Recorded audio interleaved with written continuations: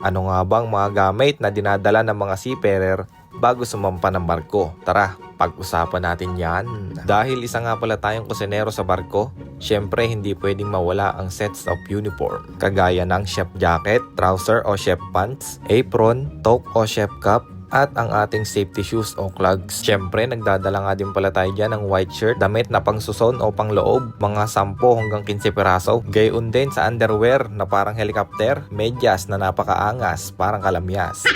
Paho na Malaking bagay talaga kapag marami yung dala nating mga gamit para kahit papaado, every after 2 weeks tayo naglalaba. Nagdadala nga din pala ako ng short at pantalon na pang-alis, mga 2 hanggang 3 piraso laang. Ganon din sa damit, mga siguro 5 piraso. Hindi naman kasi tayo mahilig gumala, depende na laang kung sadyang napakaganda ng puerto na ating pupuntahan. Next ay ang toiletries, kagaya ng toothpaste, pang-ahit para laging malinis, sabon, pangkuskus ng iklok, toothbrush, deodorant para laging mabango, shampoo na bilang na 180 pieces, saktong-sakto yan ng 6 months. Baka nga sobra pa at minsan tinatamad ding maligo.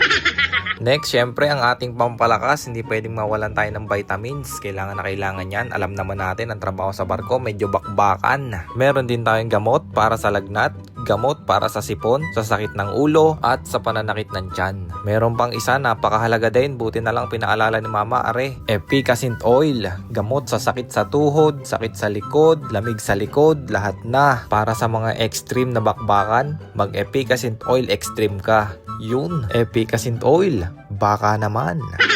Naglalagay nga din pala ako ng palatandaan sa aking maleta para maiwasan ang pagkalito. Pwede kang maglagay ng ribbon o kahit na anong palatandaan na gusto mo. Dahil sa baggage claim, hindi maiiwasan na meron tayong kaparehas na maleta. And that's it for today's video mga bossing. Salamat sa inyong panonood. Ciao!